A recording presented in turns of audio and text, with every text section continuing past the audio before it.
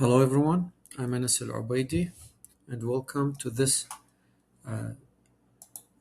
session or lecture. And the title of this session or lecture or the topic is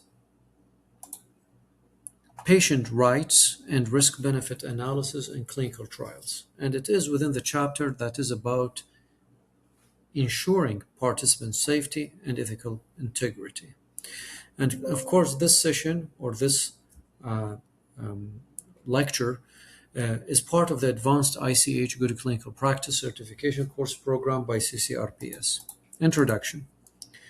Key concepts here. Patient rights refer to the ethical and legal protections provided to participants in clinical trials. These ensure that participants are fully informed and protected from harm throughout the trial. Examples: informed consent. A participant in a clinical trial for a new drug must be informed about all potential risks, benefits, and the procedures involved in the study.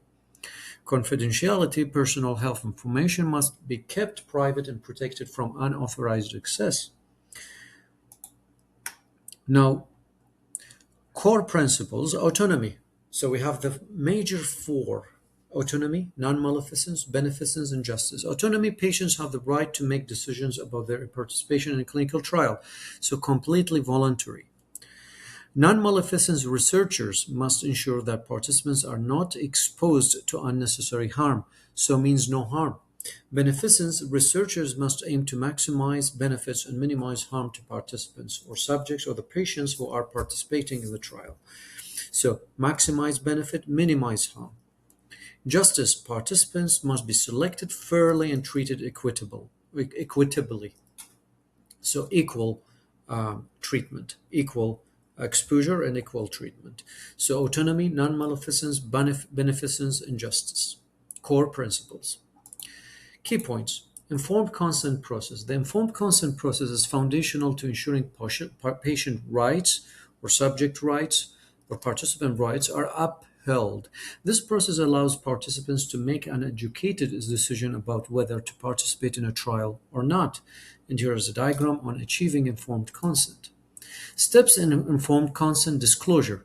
Provide comprehensive details about the study, including potential risks, benefits, and alternatives. Understanding. Ensure participants fully understand the information. Volunteerness. Participation must be voluntary without any form of coercion or coercion, meaning the autonomy that we just reflected on as one of the core principles. Decision. After receiving all the information, the participant decides whether to join the trial or not. Documentation. The participant's decision is formally documented in a signed informed consent form. Example: in a clinical trial investigating a new cancer treatment, participants must be informed of possible side effects such as nausea or hair loss. They must also be told that they can withdraw at any time without penalty. Risk benefits or risk benefit analysis in clinical trials. Key concept here: risk benefit analysis is the process of weighing the potential risks of a clinical trial against its anticipated benefits. This is a critical element of study design, participant recruitment, and ethical review. And here is a diagram on risk benefit analysis in clinical trials. Steps in risk benefit analysis: identify risks. Assess all potential risks involved in the trial, for example, side effects of a drug, invasive procedures. Identify benefits. Evaluate the expected benefits, such as medical breakthroughs or improved treatments. Compare risks and benefits. Determine whether the benefits justify the risks, meaning maximizing benefits and minimizing risks. This comparison should be made from both a scientific and ethical perspective. So determine whether the benefits justify the risks. Mitigate or manage risks. Implement strategies to minimize or control risk. For example, monitoring participants closely for adverse events. Example: in a trial testing a new antidepressant, the benefit might be potential to help patients who have not responded to other treatments. The risks might include side effects such as weight gain or increased anxiety. The benefit would need to outweigh these risks for the trial to proceed ethically. Ethical oversight and regulatory compliance, key concepts, IRB, Institutional Review Board, or some other experts might reflect on IRB as um, independent Ethics Committee, IEC.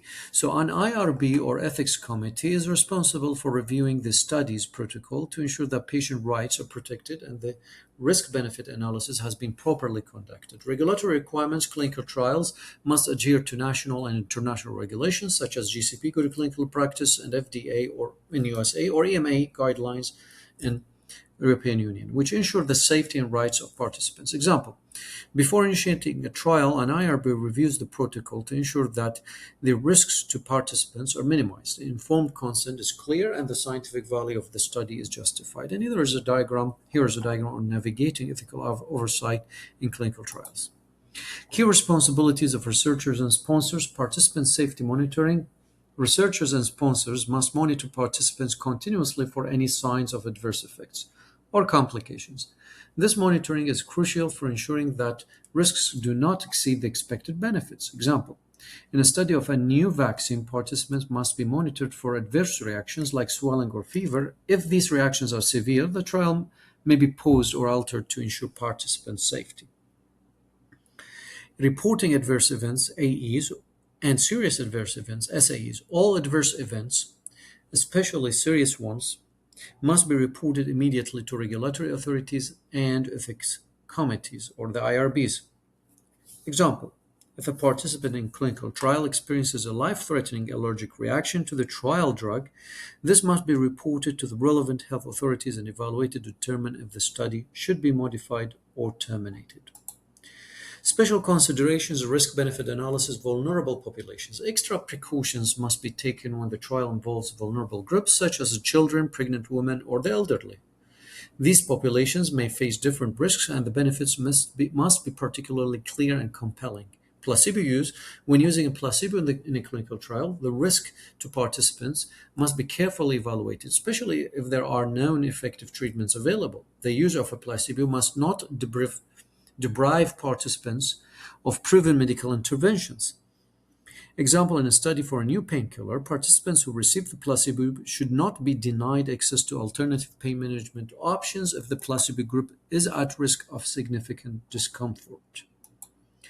Summary tables. Here we have a table on core principles of patient rights, table on steps in the informed consent process, table on the risk-benefit analysis steps, table on ethical oversight and regulatory compliance, table on special considerations and risk-benefit analysis, and then the MCQs or multiple choice questions in order to revise what we have covered through this lecture.